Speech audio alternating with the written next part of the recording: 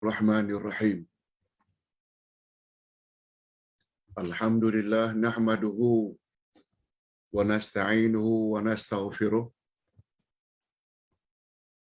wa na'udzu billahi min syururi anfusina wa min sayyiati a'malina. Man yahdihillahu fala mudilla lahu wa man yudlil fala hadiya lahu. Asyhadu an la ilaha illallah wahdahu la syarika lah. Wa asyhadu anna Muhammadan abduhu wa rasuluh la nabiyya ba'dah. Allahumma salli wa sallim ala nabiyyina Muhammad wa ala alihi wa sahbihi ajma'in, amma ba'd. Hadirin dan hadirat serta para pemirsa yang saya hormati, Assalamualaikum warahmatullahi wabarakatuh. Alhamdulillah, kita bersyukur kehadirat Allah Azza wa Jalla, sebab berkat taufiknya kita dapat meneruskan lagi pengajian agama kita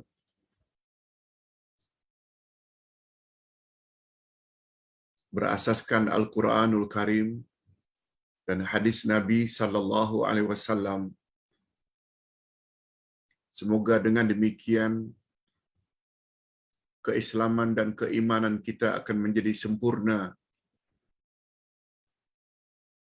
apabila menemui Allah kelak di akhirat.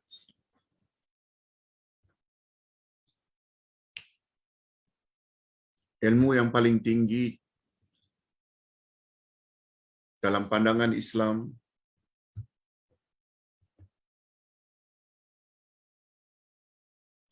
bila sumbernya dari Al-Quran dan Sunnah Nabi. Segala perkataan Allah adalah benar belaka, tidak ada yang boleh diragukan. Sedangkan hadis Nabi yang sahih, itu rujukan yang kedua, sebab baginda Rasul sallallahu alaihi wasallam adalah manusia maksum, tak pernah salah. Semua ucapannya adalah wahyu. Sekiranya hadis-hadis baginda itu hadis yang sahih, bukan hadis yang palsu dan bukan pula hadis yang dhaif.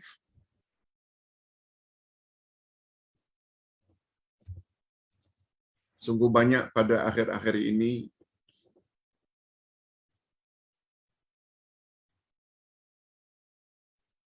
fadilat-fadilat amalan yang disampaikan oleh para ustaz pendakwah yang kurang selektif dari sudut sumbernya, yang menurut ulama hadis yang memang pakar dalam hadis, kebanyakan fadilat-fadilat yang disampaikan itu ternyata palsu. Kalau tidak palsu pun dhaifun jiddan, terlalu lemah, yang tak seharusnya disebarkan untuk orang awam. Ulama hadis berpendapat hadis dhaif boleh disebarkan, tapi dengan syarat. Dengan syarat karena ingin menyatakan hadis itu lemah, bukan hanya lontar saja.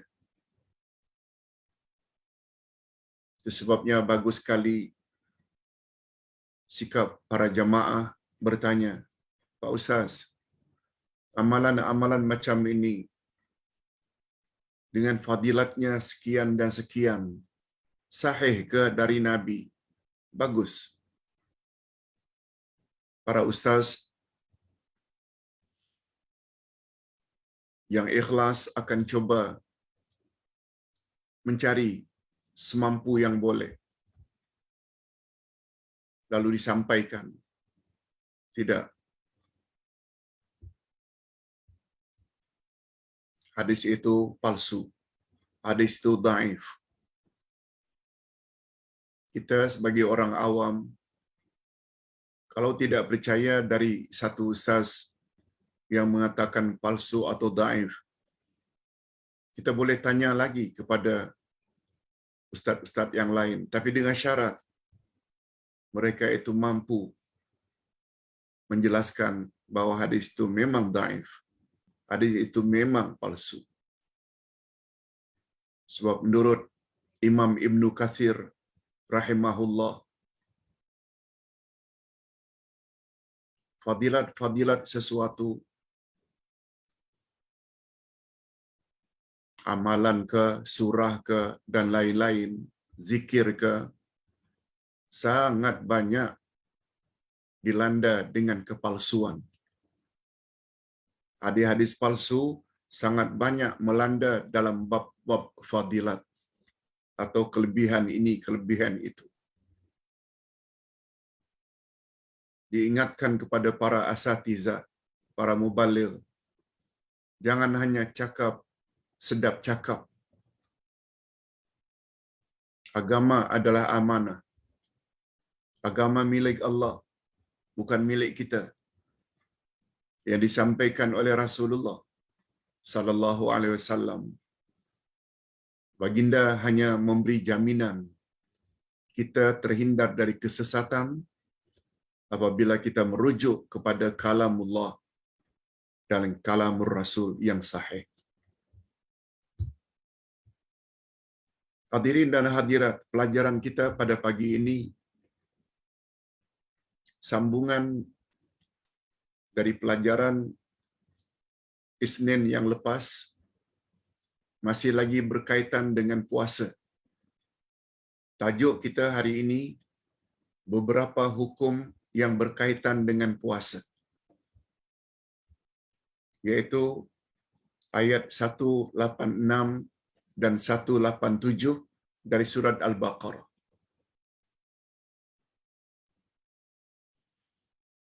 Kita baca satu ayat sebelum kita menuju kepada terjemahan dan tafsiran. A'udzubillahi minasyaitonir rajim. Wa idza sa'alaka 'ibadi 'anni fa inni qarib. Ujibu da'watad da'i idza da'an. Falyastajibu li wal yu'minu bi la'allahum yarshudun.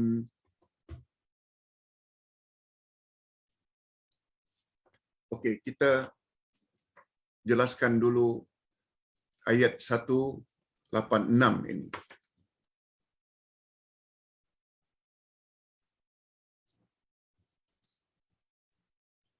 Cuma sebagai mukaddimah sebelum kita tafsirkan, setelah Allah Subhanahu wa taala menyuruh hamba-hambanya yang beriman agar berpuasa. Ini pelajaran minggu lalu.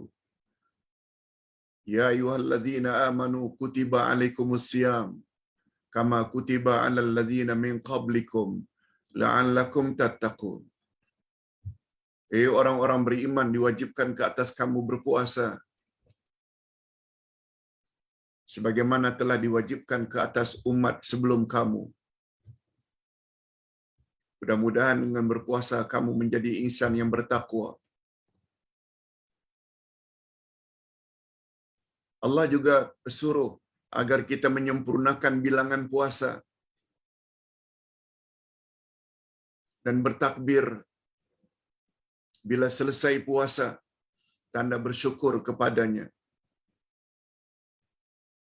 Maka pada ayat berikutnya pula Allah Subhanahu wa taala menggalakkan hamba-hambanya agar berdoa kepadanya. Ayat yang kita bacakan tadi. Agar berdoa kepadanya. Dan dia berjanji akan memperkenankan doa mereka.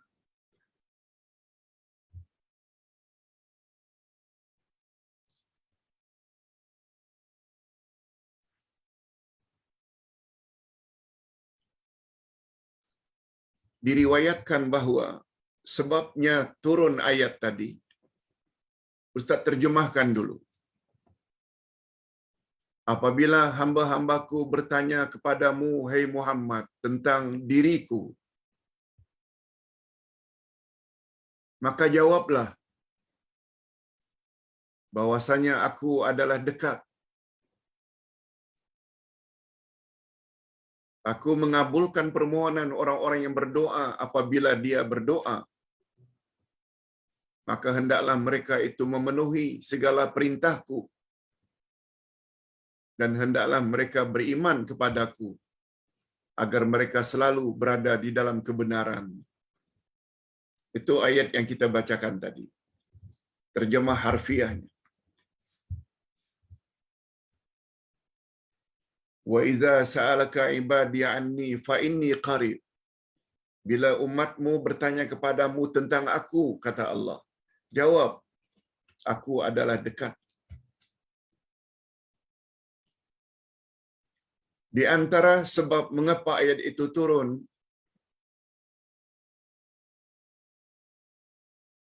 karena Nabi mendengar dalam perang Khaybar, para sahabat bertakbir dengan suara yang kuat.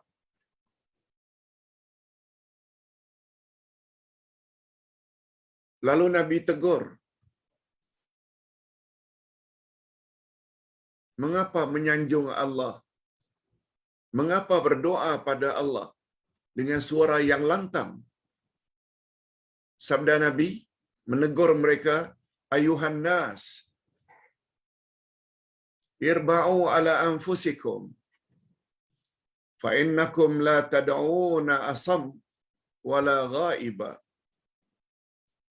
Innakum tad'una sami'an qariba wa huwa ma'akum. Apa kata Nabi?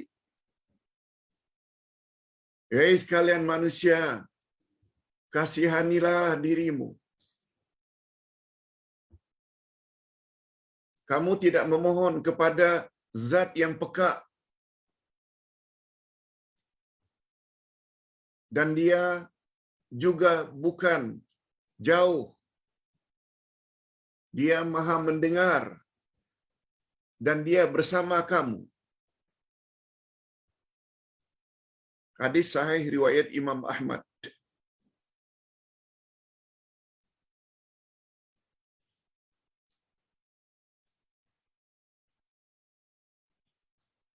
Sebab turunnya ayat itu ada juga dari sudut lain.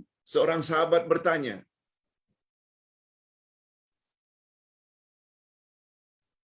ya Rasulullah, adakah Tuhan kita dekat sehingga kami perlu bermunajat? Bermunajat maknanya berbisik-bisik. Dari kata najwa. Atau Tuhan kita itu jauh sehingga kami perlu memanggil dengan nada suara yang tinggi?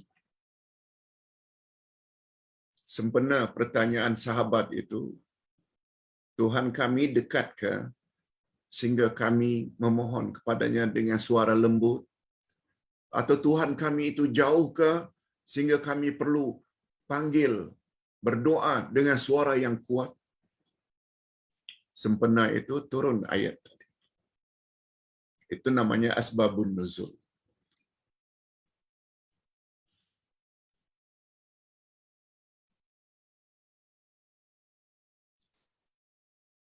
Keterangan ini sangat perlu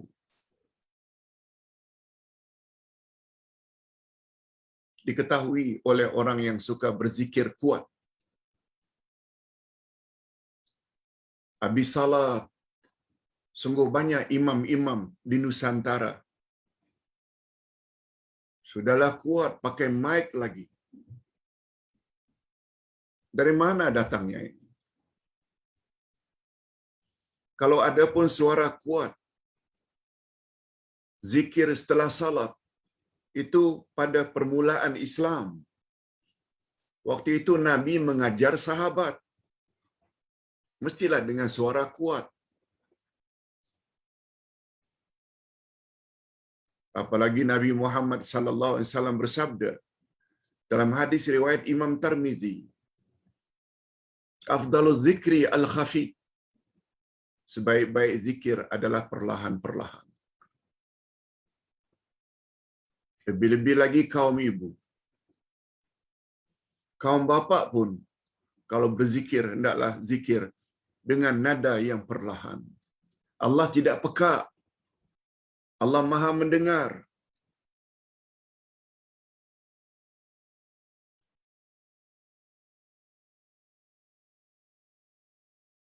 Hadirin dan hadirat rahimakumullah.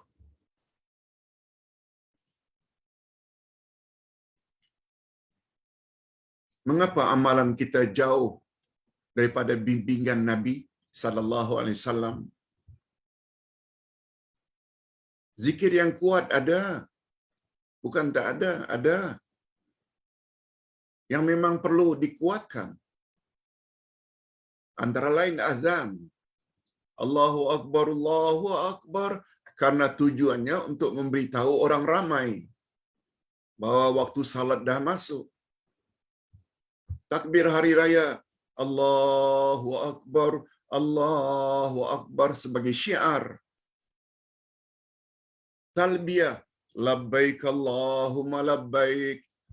3 jenis zikir ini saja yang digalakkan kuat oleh Nabi Muhammad sallallahu alaihi wasallam. Lalu siapa yang suruh anda menguatkan zikir selesai salat? Sedangkan makmum ada yang masbuk, yang perlu tambah lagi rakaat kekurangannya. Mereka tu wajib untuk mendapatkan khusyuk. Kita pula sampai bergegar masjid atau surau, berzikir. Semua sikap ini karena kurang kefahaman terhadap sunnah Nabi sallallahu alaihi wasallam. Tolong next time jangan buat macam itu. Makmum tak perlu ikut pun zikir imam, sebab tugas imam berakhir sampai salam saja. Istighfar masing-masing. Baca ayatul kursi masing-masing. Bertasbih alhamdulillah subhanallah alhamdulillah Allahu akbar masing-masing. Malah doa pun sepatutnya masing-masing. Sebab masing-masing kita punya hajat yang berbeza.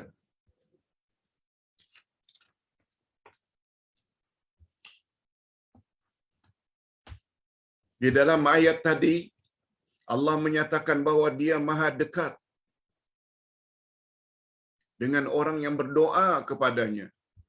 Dan Dia akan memperkenankan permintaan mereka jika memenuhi syarat-syaratnya.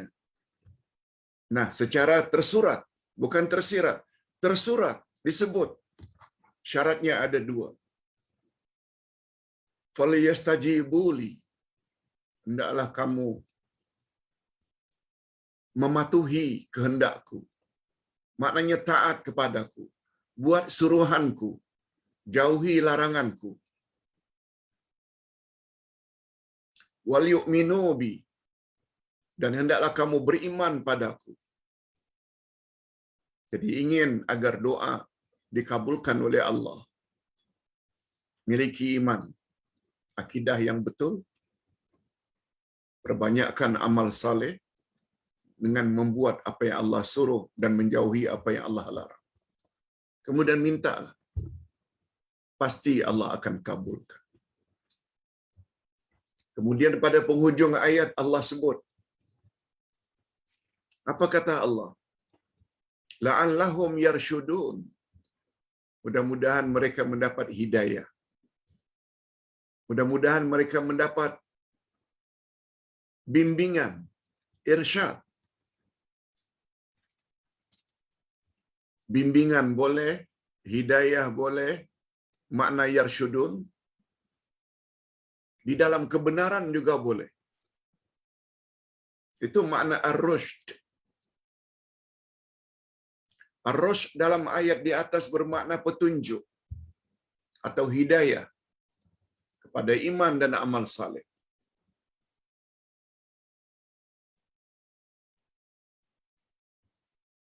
Jadi faktor iman dan mematuhi perintah Allah adalah penyebab utama untuk memperolehi pengkabulan doa atau ilmu itu sendiri. Ini sebagaimana firman Allah dalam ayat yang lain, Al-Anfal 29, Ya ayyuhalladzina amanu in tattaqullah yaj'al lakum furqana. Wahai orang-orang yang beriman, sekiranya kamu bertakwa kepada Allah, niscaya Dia akan memberikan kepadamu furqan. Furqan maknanya kemampuan untuk membezakan mana yang hak, mana yang batil, mana yang betul, mana yang salah. Ar-Rushd. Itu sebabnya mengapa khalifah yang 4 setelah baginda wafat, Abu Bakar, Umar, Uthman, Ali, mengapa mereka dipanggil Al-Khulafa'ur Rashidun?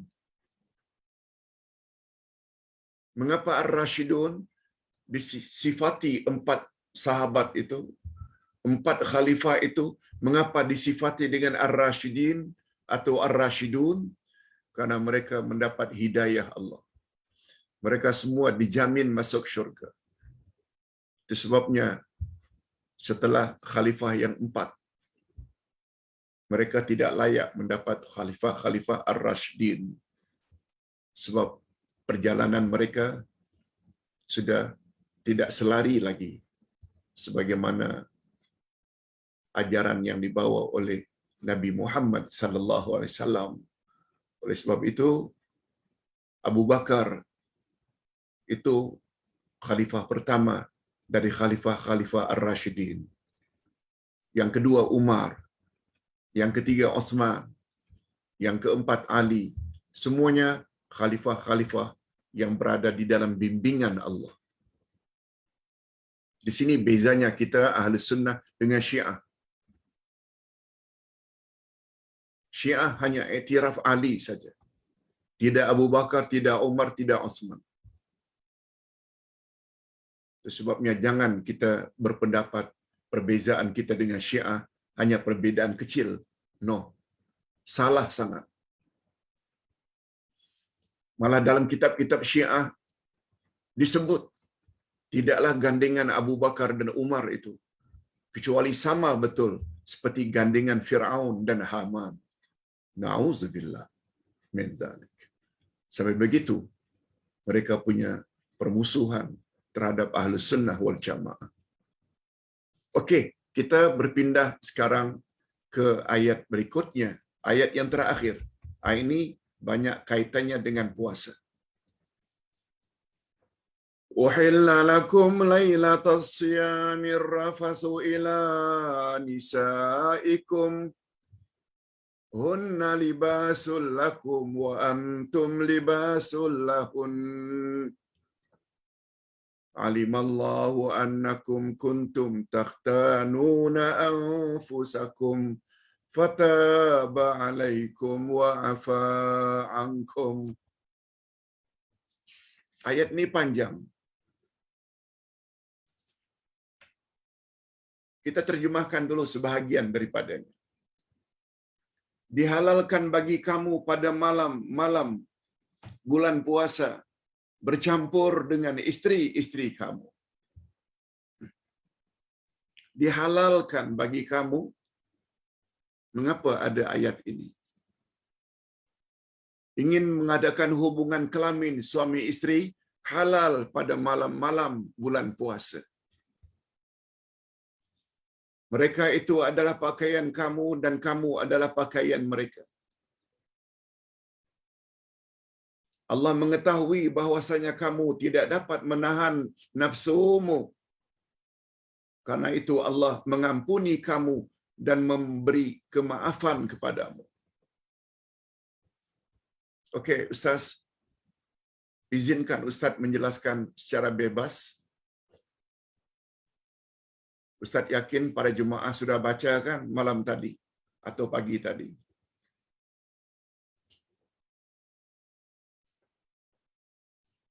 Pada peringkat awal puasa diwajibkan. Umat Islam zaman itu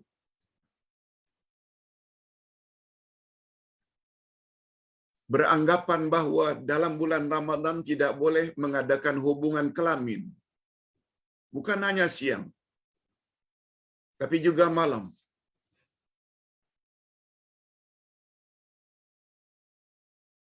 Sebahagian lain pula mempunyai pemahaman bila habis Isya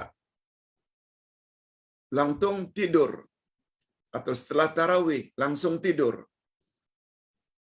Bangun tidur dah tak boleh lagi makan, tak boleh lagi minum, tak boleh lagi jima. Begitu pemahaman orang-orang pada awal puasa Ramadan diwajibkan.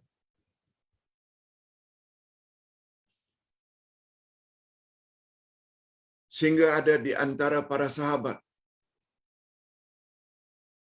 mereka sembunyi-sembunyi makan. Mereka sembunyi-sembunyi bangun tidur, minum.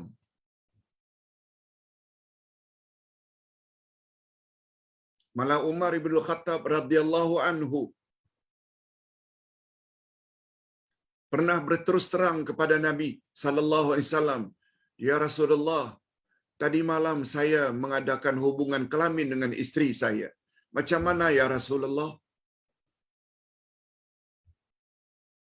Umar ibn Khattab mengaku beliau tidak dapat tahan untuk mengadakan hubungan kelamin dengan istrinya di malam Ramadan dan beliau anggap itu dosa. Nah, setelah kita faham itu di antara masalah yang muncul waktu itu, maka turun ayat ini. Uhilla lakum lailatas siyami rafathu ila nisaikum. Dihalalkan bagi kamu mengadakan hubungan kelamin dengan istri kamu pada malam-malam Ramadan. Yang tak boleh itu bila dah terbit fajar shadiq, masuk subuh, baru tak boleh. Makan tak boleh, minum tak boleh, jima' tak boleh. Tu. Sebab Allah kata, isteri kamu itu pakaianmu. Kamu pula, para suami, pakaian bagi isterimu.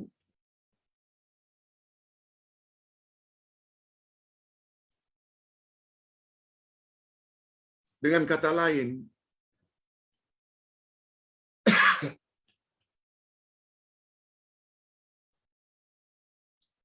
pergunakanlah pakaian kamu masing-masing. Sudah halal pun.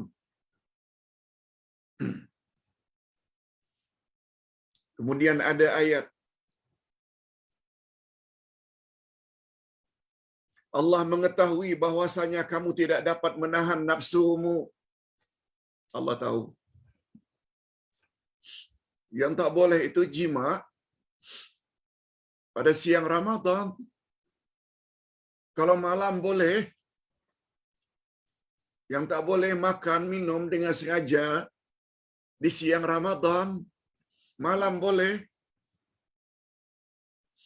Nanti sambungan ayat Allah akan sebut. Makanlah, minumlah. Gaulilah pasanganmu sehingga terbit fajar. Nah, ini ketetapan daripada Allah Azza wa Jalla sehingga kekaburan, kesalahfahaman tadinya jadi clear. Di sini bagusnya kita belajar Al-Quran. Di sini kita belajar, bagusnya kita belajar tafsir. Tidak memadai Quran hanya dibaca. Ustaz tidak gunakan istilah tak ada guna. No. Baca Quran walaupun tak faham tetap dapat pahala. Cuma Ustaz ingin menggunakan bahasa yang agak lunak, belum cukup, belum memadai kalau hanya Quran itu dibaca. Sebab matlamat utama Quran diturunkan untuk dijadikan pedoman. Macam mana nak jadikan pedoman bila tak faham? Kemudian Allah akhiri. Karena Allah tahu kamu punya hawa nafsu. Karena itu Allah mengampuni kamu dan memberi kemaafan kepada kamu. Tak mengapa. Ini memberi makna. Kalau dulu kita beragama, hanya agama nenek moyang yang kadang-kadang bercanggah dengan kehendak Quran dan Sunnah, no problem. Tak ada masalah. Tapi dengan syarat, kita mesti belajar terus, belajar terus, belajar terus. Segala yang bercanggah dengan Quran dan Sunnah, tinggalkan. Dengan lapang dada. Ikut Quran dan Sunnah. Mudah-mudahan kita semua mati dalam husnul khatimah. Mati dalam husnul khatimah.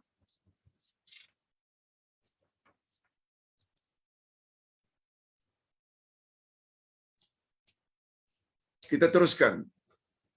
Muka surat 134. Mereka beranggapan bahawa pengharaman menggauli isteri pada malam hari bulan Ramadan itu anggapan mereka. Atau pengharamannya setelah mereka tidur. Telah bangun jam 3, jam 4 dah tak boleh lagi. Tak boleh makan, tak boleh minum, tak boleh jima. Sama dengan pengharaman terhadap makan dan minum. Oh, mereka mengira bukan saja makan dan minum tak boleh, jima pun tak boleh. Ini semata-mata pemahaman mereka pada peringkat awal keislaman. Namun demikian, mereka tetap melanggarnya secara sembunyi-sembunyi. Mereka makan, minum, lalu menyesal. Lalu mereka bertanya kepada Nabi sallallahu alaihi wasallam, adakah Allah menerima tobat mereka? Maka turunlah ayat tadi. Allah bersedia memaafkan. Sebabnya bapak-bapak dan ibu-ibu serta para pemirsa yang Ustaz hormati, lagi kasihi, setelah kita mendapat kuliah online seperti ini, barangkali banyak perkara-perkara yang dulu kita tak tahu menjadi tahu. No problem.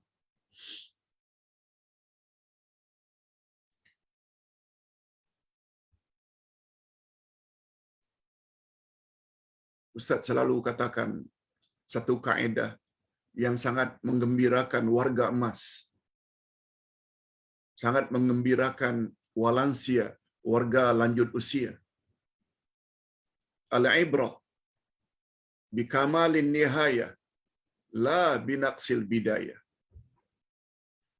Yang menjadi ukuran di sisi Allah adalah kesempurnaan pada akhir hayatmu. Bukan yang jadi ukuran di sisi Allah serba kekurangan di masa mudamu. Walaupun dulu suka dedah aurat. Walaupun dulu pernah begini dan begitu. No problem. Yang penting robah. Tobat.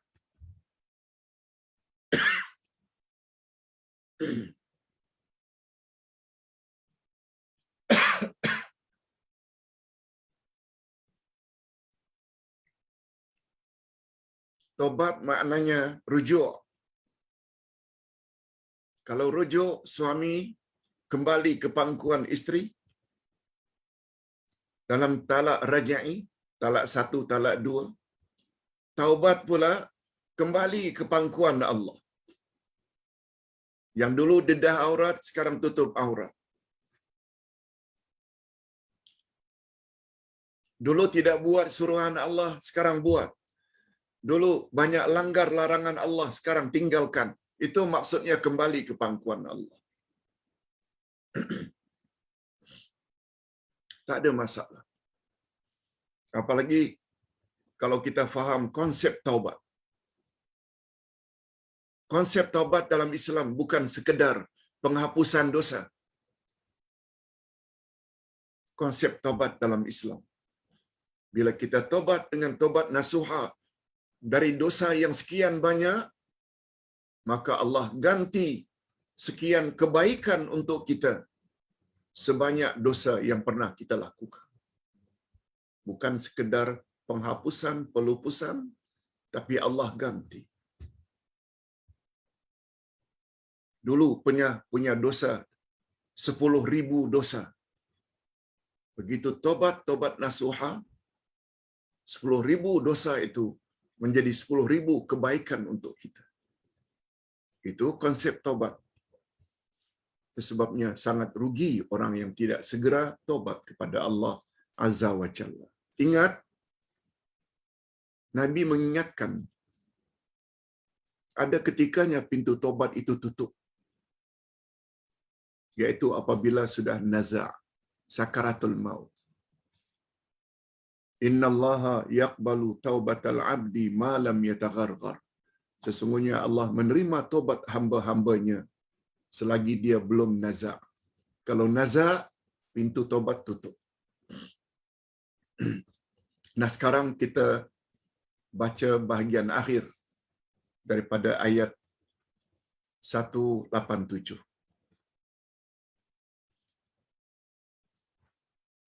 فَالْآنَ بَاشِرُوهُنَّ وَابْتَغُوا مَا كَتَبَ اللَّهُ لَكُمْ وَكُلُوا وَاشْرَبُوا حَتَّى يَتَبَيَّنَ لَكُمُ الْخَيْطُ الْأَبْيَضُ مِنَ الْخَيْطِ الْأَسْوَدِ مِنَ الْفَجْرِ ثُمَّ أَتِمُّوا الصِّيَامَ إِلَى اللَّيْلِ. Masih belum habis lagi. Ini bahagian pertengahannya. Ada lagi nanti bahagian yang ketiga. Bahagian yang terakhir. Kita terjemahkan dulu. Maka sekarang campurilah mereka. Maknanya campuri, gaulilah mereka. Silakan mengadakan hubungan kelamin sekarang. Perkara itu tidak ditegar. Tapi dengan syarat sebelum terbit fajar. Ustaz ulang. Maka sekarang campurilah mereka dan carilah apa yang telah ditetapkan Allah untukmu. Dan makanlah, minumlah hingga terang bagimu benang putih dari benang hitam, yaitu fajar. Kemudian sempurnakanlah puasa itu sampai datang malam. Maknanya dari terbit fajar, baru berpuasa. Dari segala yang membatalkan puasa hingga datang malam, yaitu maghrib. Sekarang dihalalkan bagi kamu mencampuri istri kamu melalui nas atau dalil yang jelas. Gaulilah mereka dan carilah dengan pergaulan itu apa yang telah ditetapkan oleh Allah. Sama ada untuk mendapat zuriat ataupun untuk memuaskan nafsu kamu sebagai manusia. Tidak ada larangan.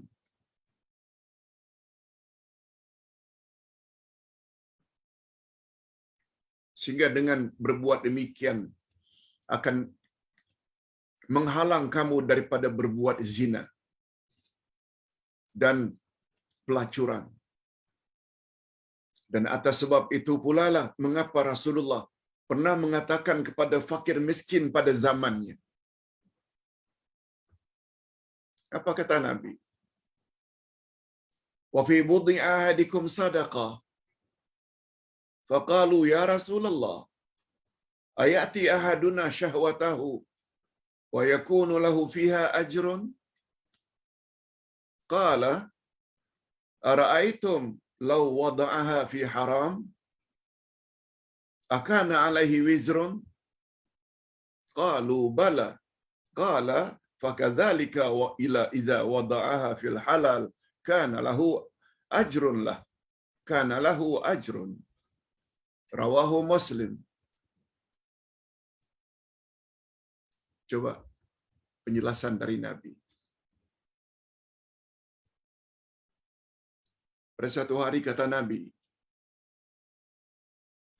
kamu menggauli istrimu yang halal, dia ada nilai sedekah. Maknanya dapat pahala. Sehingga sahabat menjadi heran. Ya Rasulullah, apakah jika kami mengadakan hubungan kelamin dengan istri kami, ada nilai sedekah? Dapat pahala dengan berbuat demikian? Ya Rasulullah. Nabi jawab dalam bentuk pertanyaan.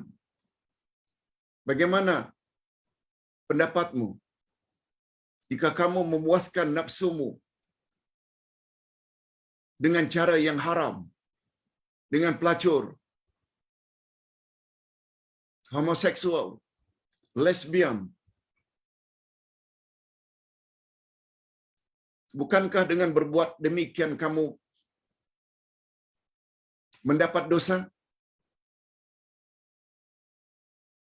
Tentu saja mendapat dosa, ya Rasulullah.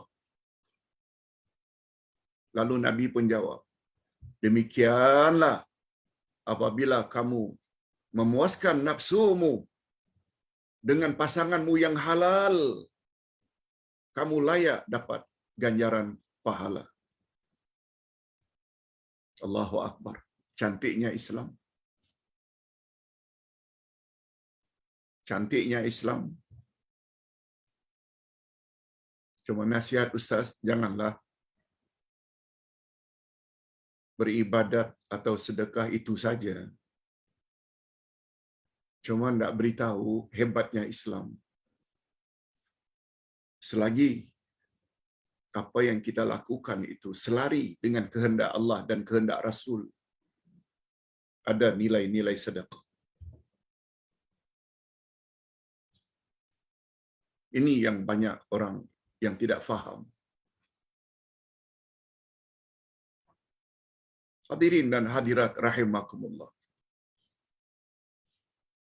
Sebagai tambahan, Islam tidak larang kita melayan nafsu. Nafsu ingin kaya, silakan.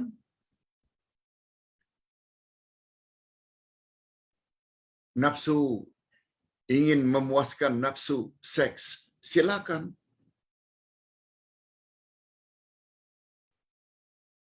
Nafsu ingin memakai pakaian yang cantik, silakan. Nafsu ingin memakai barang kemas, silakan. Tapi ingat panduan dari Nabi. La yu'minu ahadukum hatta yakuna hawahu taba'an lima ji'tu bihi. Hadis sahih.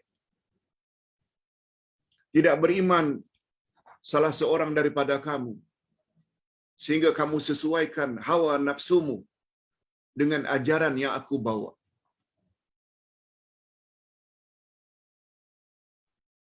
Kita bukan malaikat yang tidak diberi oleh Allah nafsu, kecuali hanya akal. Kita sama dengan jin. Selain diberi akal, juga diberi nafsu.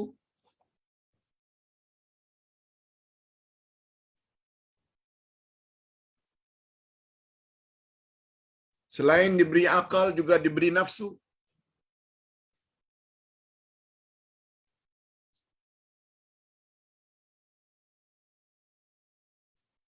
nafsu ingin berpakaian indah, silakan hai laki-laki. Tapi jangan pakai pure silk.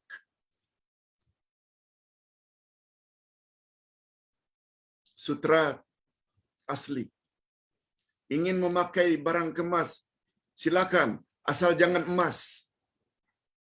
Ada, itu untuk laki-laki. Perempuan boleh. Ingin punya harta, kekayaan, silakan.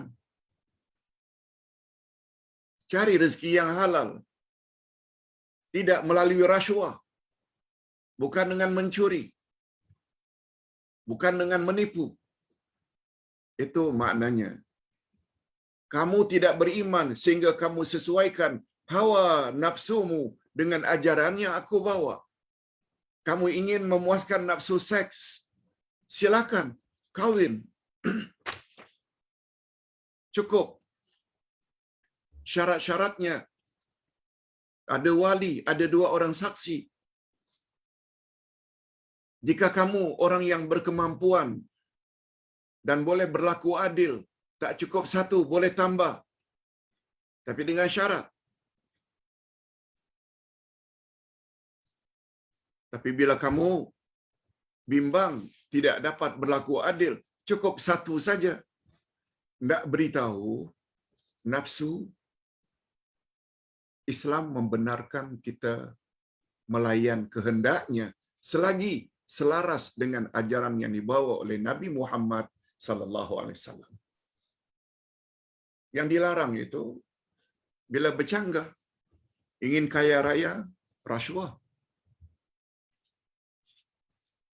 Ingin memakai indah, sampai laki-laki memakai emas. Dan lain-lain. Ingin memuas nafsu seks,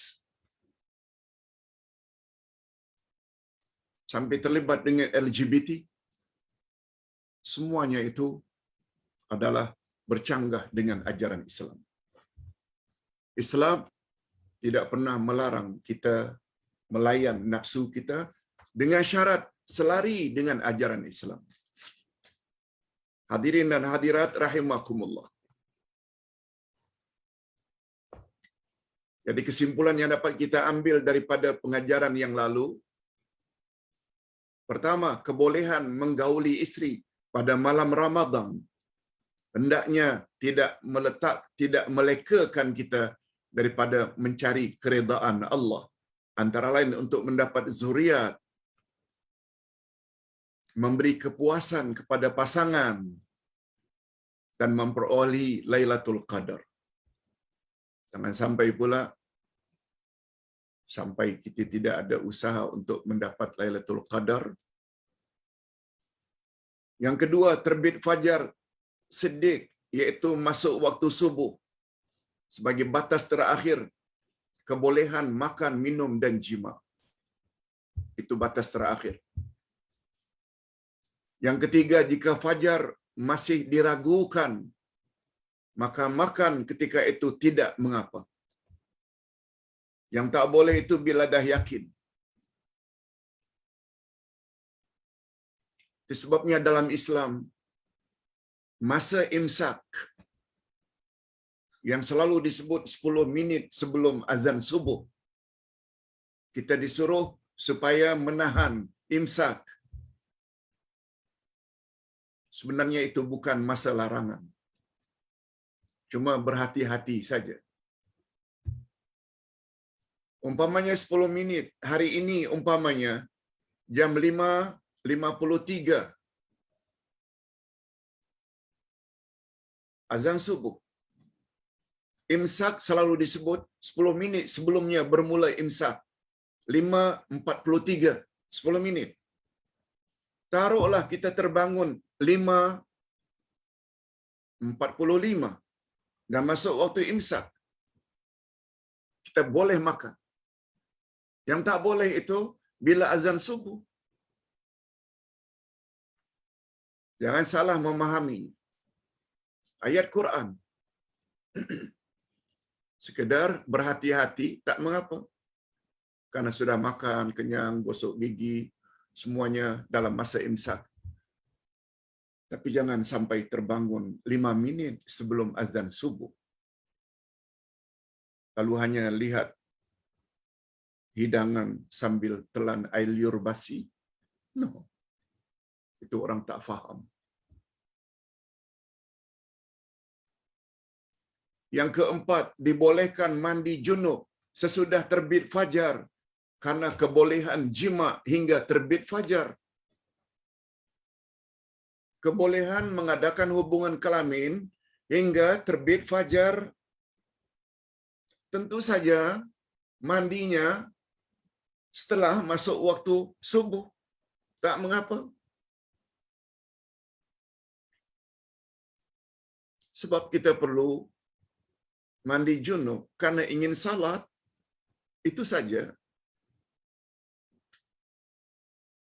Oleh sebab itu, andai kata mandi junub jam 6, setelah 7 minit azan, jam 6 suku, 6:30 mandi junub, sama ada laki-laki atau wanita, boleh.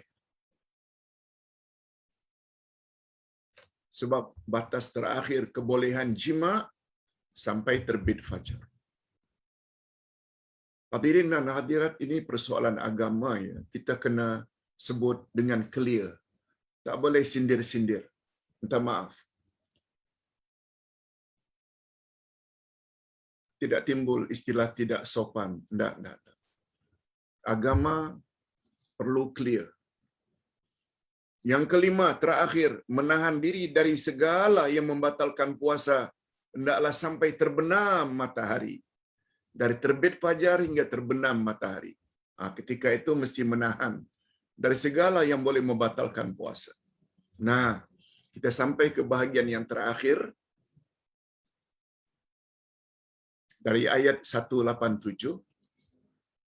وَلَا تُبَاشِرُوهُنَّ وَأَنْتُمْ عَاكِفُونَ فِي الْمَسَاجِدِ تِلْكَ حُدُودُ اللَّهِ فَلَا تَقْرَبُوهَا كَذَلِكَ يُبَيِّنُ اللَّهُ آيَاتِهِ لِلنَّاسِ لَعَلَّهُمْ يَتَّقُونَ. Tetapi ini dia. Ada larangan. Tetapi janganlah kamu campuri mereka. Maksudnya jangan adakan hubungan kelamin sedangkan kamu beriktikaf dalam masjid. Ketika iktikaf dalam masjid, jima boleh membatalkan iktikaf. Itulah larangan Allah, maka janganlah kamu mendekatinya. Demikianlah Allah menerangkan ayat-ayatnya kepada manusia supaya mereka bertakwa. Apa makna takwa? Supaya mereka boleh buat suruhan Allah dan jauhi larangan Allah.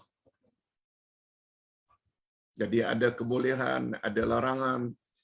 Kita perlu ikuti. Ini yang Ustaz katakan. Macam mana hendak bertakwa, buat suruhan jauh larangan.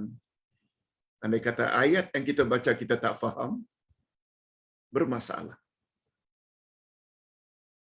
Ayat ini pula memperjelas kepada kita bahawa kebolehan melakukan hubungan kelamin pada malam Ramadan bukanlah kebolehan yang bersifat umum untuk semua. Bukan. Karena orang yang sedang beriktikaf tidak boleh berbuat demikian. Makan boleh, minum boleh sambil iktikaf, tapi jima no. Dan antara pengajaran yang dapat diambil dari ayat ini, pertama, adanya syariat iktikaf. Iktikaf maknanya berada di dalam masjid dengan tujuan untuk mendekatkan diri kepada Allah. Mesti di masjid atau paling kurang di surau. Yang kedua, iktikaf mestilah dilakukan dalam masjid. Yes. Yang ketiga, jima termasuk salah satu perkara yang boleh merosakkan iktikaf. Kemudian pada bahagian akhir Allah sebut, itulah larangan Allah. Tilka hududullah. Itulah batasan-batasan Allah. Fala taqrabuha, jangan kamu dekati.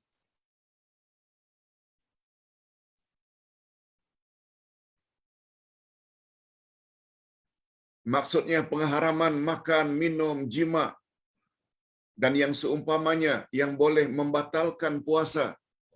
Pengharaman berbuatnya tanpa uzur. Pengharaman berbuka tanpa uzur. Pengharaman jima bagi orang yang sedang i'tikaf. Semuanya itu adalah larangan-larangan yang Allah telah tetapkan bagi hamba-hambanya. Maka janganlah kamu mendekatinya. Mengapa Allah gunakan istilah jangan kamu mendekatinya? Istilah ini lebih mendalam maknanya jika dibandingkan dengan istilah maka janganlah kamu melakukannya. Jangan dekati. Itu sebabnya Allah Subhanahu wa taala menyebut la taqrabuz zina. Jangan kamu dekati zina. Allah tidak sebut jangan kamu berzina. Maknanya mendekati saja tak boleh. Berkhalwat, berdua-duaan yang bukan mahram di tempat yang sunyi, itu namanya mendekati zina. Jangan kamu dekati harta anak yatim. Dia tidak sebut jangan makan harta anak yatim. Maknanya jangan kamu salah guna harta anak yatim. Barangkali jangan makan harta anak yatim. Barangkali dia akan gunakan ayat itu untuk membeli tayar keretanya, untuk membeli petrol untuk dimasukkan dalam keretanya. Saya tak makan pun. Nah, jadi jangan kamu dekati harta anak yatim membawa makna larangan yang lebih keras lagi. Hadirin dan hadirat, itu dulu yang dapat Ustaz sampaikan pada pagi ini. Mudah-mudahan ada jugalah manfaatnya. Berikut ini Ustaz akan jawab beberapa soalan. Pagi ini sungguh banyak soalan yang datang sejak dari tadi malam. Ustaz akan jawab semampu yang boleh. Bagi yang belum terjawab, harap bersabar. Ustaz akan jawab pada hari-hari berikutnya, insya-Allah. Ada satu soalan yang cukup panjang tentang surat Quraisy. Pak Ustaz, betulkah surat Quraisy ini sangat bagus kita baca supaya kita terhindar daripada penyakit, supaya kita terhindar daripada termakan racun, supaya terhindar dari ini dan itu? Hadirin dan hadirat, Ustaz jawab singkat saja. Itu semua tidak pernah datang dari Nabi sallallahu alaihi wasallam. Tetapi bila ada yang mengatakan menurut pengalaman saya, insya-Allah kita akan terhindar daripada niat jahat seseorang yang ingin meletakkan makanan. Oleh sebab itu baca surat Quraisy. Jangan katakan dia dari Nabi. Tapi amalan seperti itu lebih tepat dikatakan mujarrabat. Mujarrab maknanya amalan-amalan yang pernah dicoba oleh orang-orang dahulu. Jarraba yujarrib maknanya try. Coba. Jarrib. Coba. Jadi mujarrab, amal-amal yang pernah dicoba oleh orang-orang dulu, ternyata makbul apa yang dia inginkan. Kalau sekedar itu dibolehkan. Tapi Ustaz lebih suka kalau para sahabat yang melakukannya.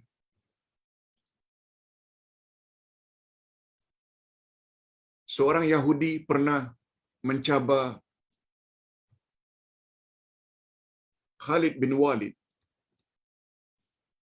Khalid ibn Walid ini sangat berani orangnya.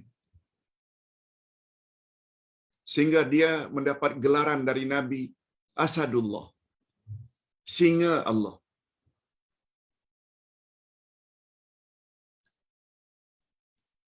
Beliau pernah memimpin 18 peperangan sebagai panglima. Dikatakan ketika jenazahnya dimandikan, tidak ada bahagian yang tidak kena tetakan pedang. Tapi beliau ditakdirkan oleh Allah mati seperti biasa, bukan mati syahid dalam peperangan. Karena beraninya seorang Yahudi pernah mencabar, kalau engkau, hei Khalid ibn Walid, berani dan percaya Tuhanmu boleh tolong kamu,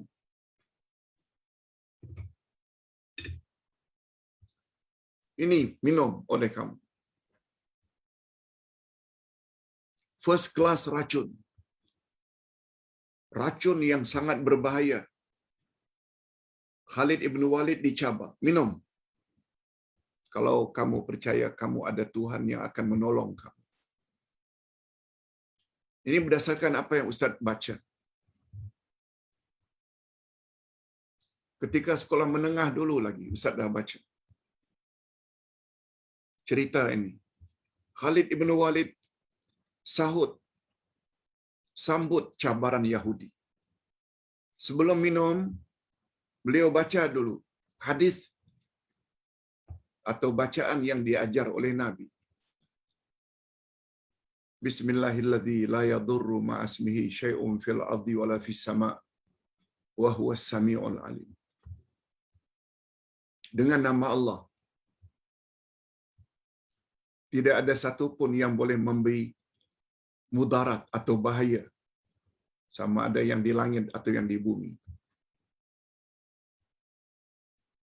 Sesungguhnya Allah Maha mendengar lagi Maha mengetahui.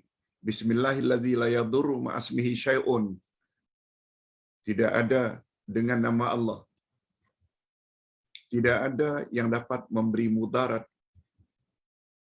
bersama namanya, sama ada yang di langit atau yang di bumi. Wa huwa sami'ul alim. Dia Maha mengetahui lagi Maha mendengar. Lalu Khalid ibn Walid pun minum sampai habis. Ini racun first class. Sedikit pun tidak memudaratkan diri Khalid ibn Walid. Karena dia baca penuh dengan keyakinan. Hanya Allah saja yang mampu menyelamatkannya. Tidak ada siapa yang boleh membahayakannya kecuali hanya Allah Azza wa Jalla. Yang itu tuh lagi bagus bila diamalkan. Namun demikian, kalau amalan tadi itu hanya dikatakan sekedar amalan setengah ulama, tidak ada salahnya.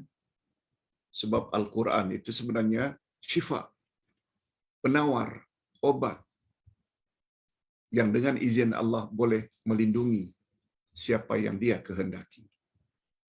Tidak jadi masalah. Asalkan jangan katakan itu dari Nabi Muhammad sallallahu alaihi wasallam. Tapi Ustaz lebih suka bacaan yang dibaca oleh Khalid ibn Walid atas nasihat Nabi Muhammad sallallahu alaihi wasallam. Karena bacaan itu memang datang secara sahih dari Nabi, sesuai dengan maknanya. Pak Ustaz,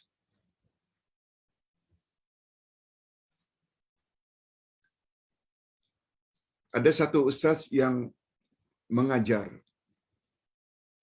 Bila kita baca la ilaha illallah al-malikul haqqul mubin sebanyak 100 kali dalam sehari, dia akan terhindar dari 4 perkara. Terhindar daripada kemiskinan, dia akan selamat daripada azab kubur,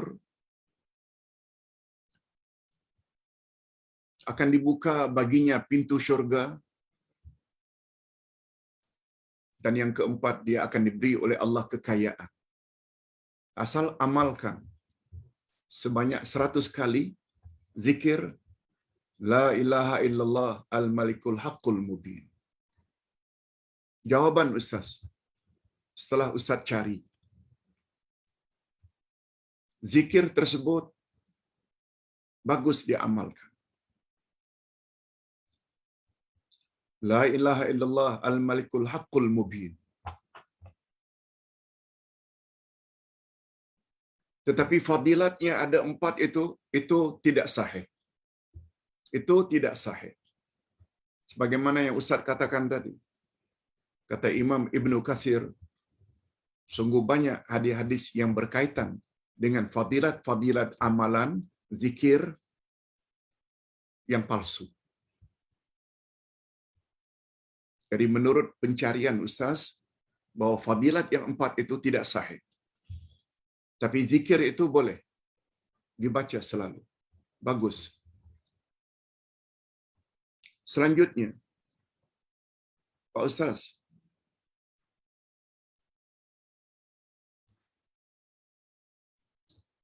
bila seseorang membaca 4 zikir ketika dia sakit,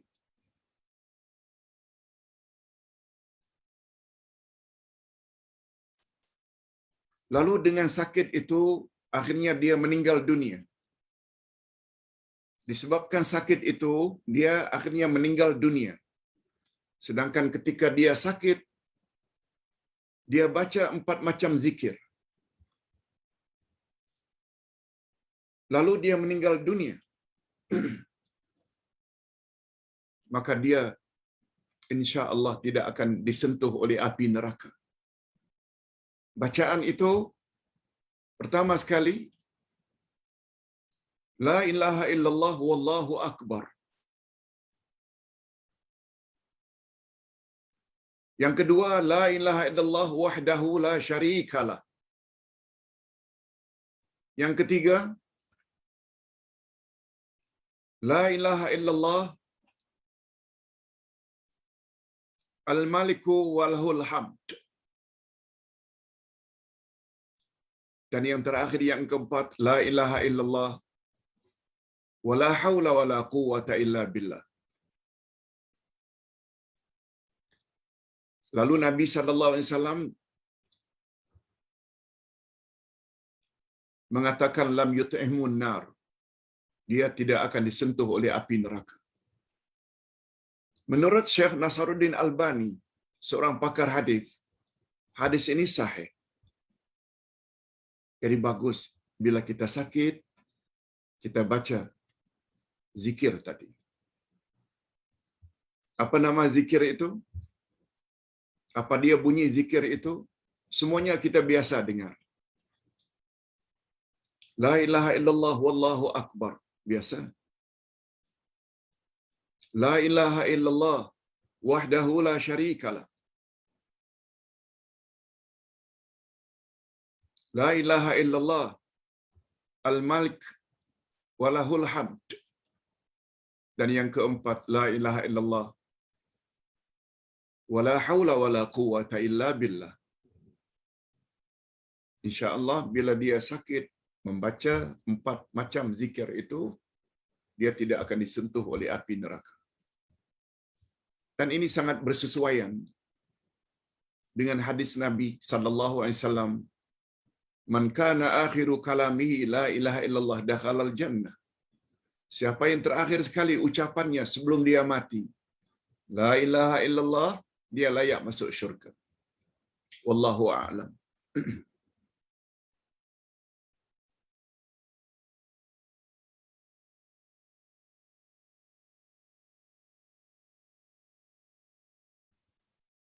Hadirin dan hadirat rahimakumullah.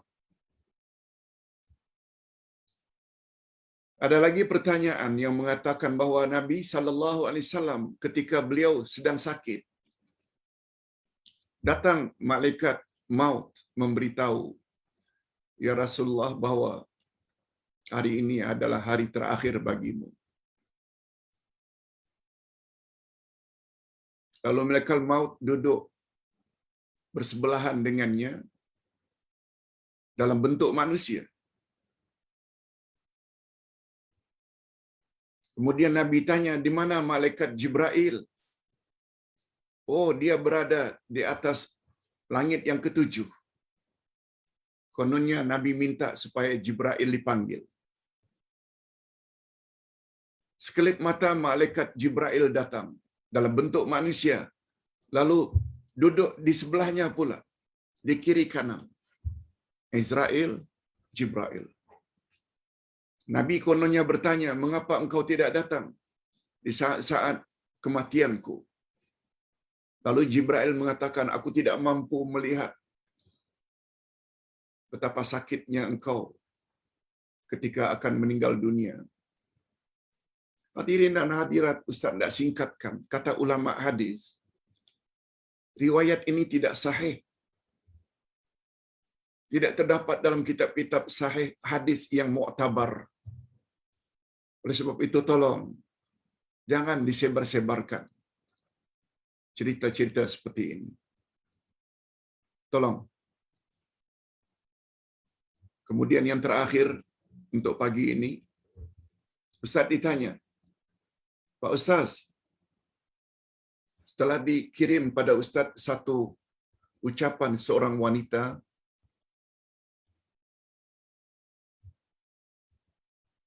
yang mengatakan bahawa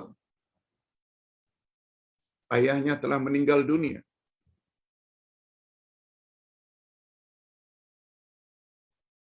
Lalu namanya masih ada lagi di dalam geram.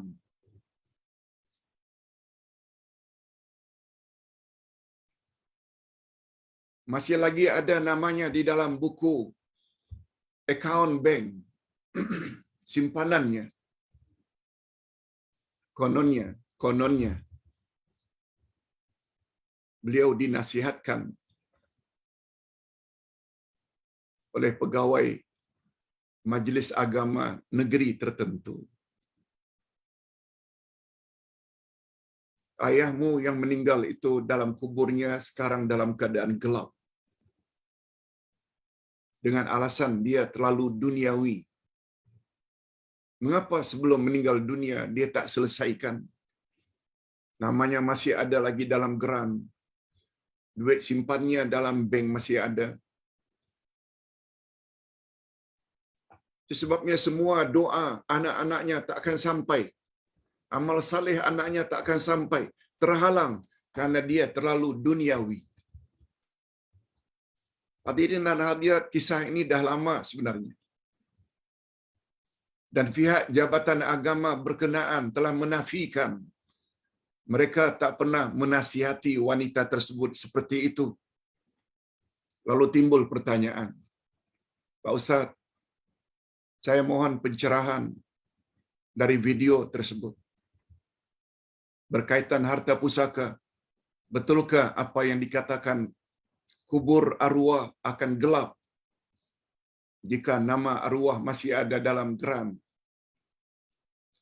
Dan anak-anak berdosa kalau tak keluarkan nama beliau arwah itu dari geram.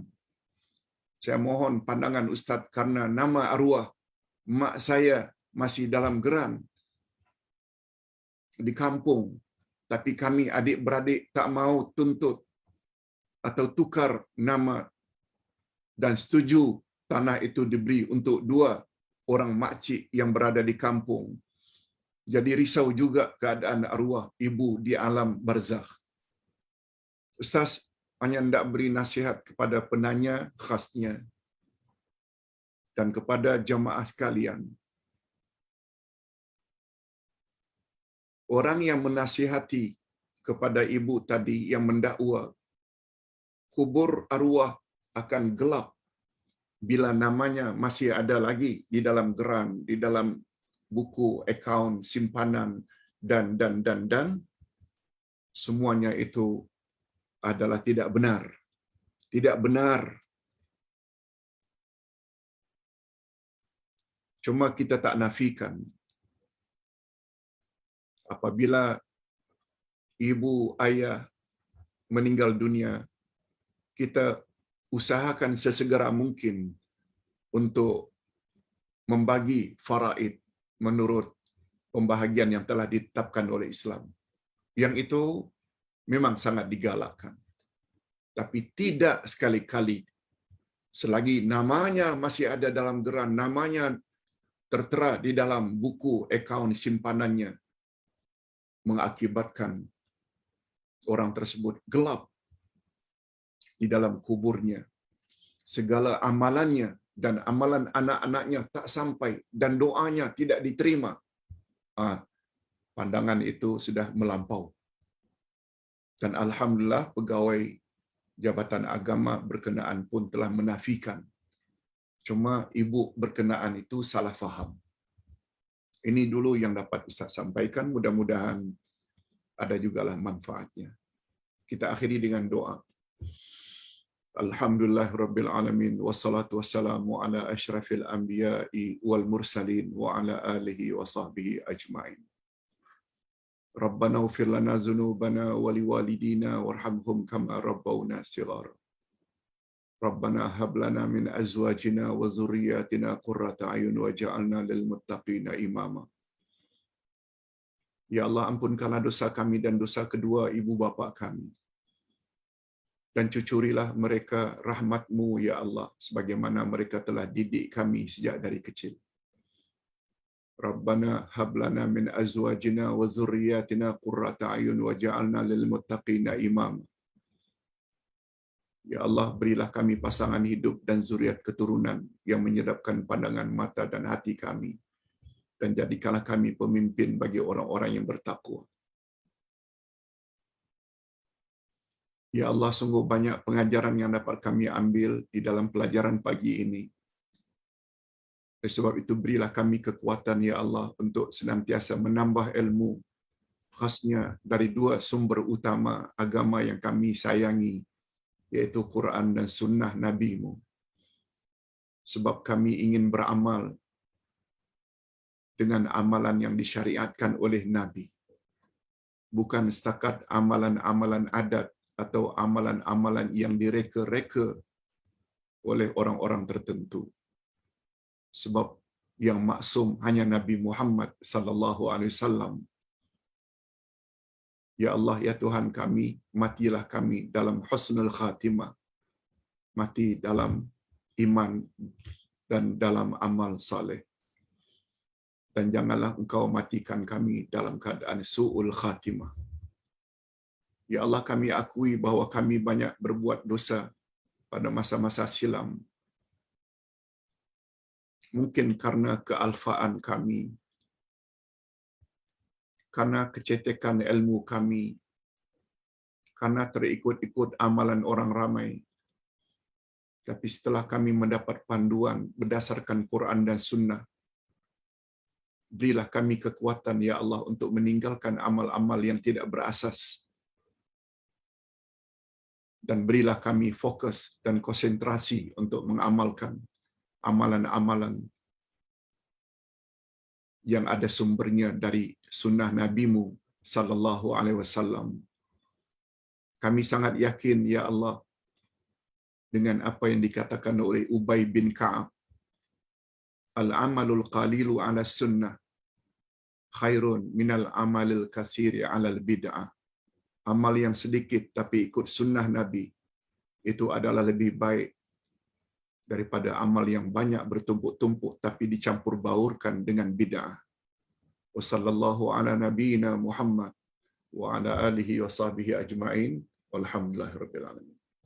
Subhanakallahumma wa bihamdik, asyhadu an la ilaha illa anta astaghfiruka wa atubu ilaik. Wassalamualaikum warahmatullahi wabarakatuh.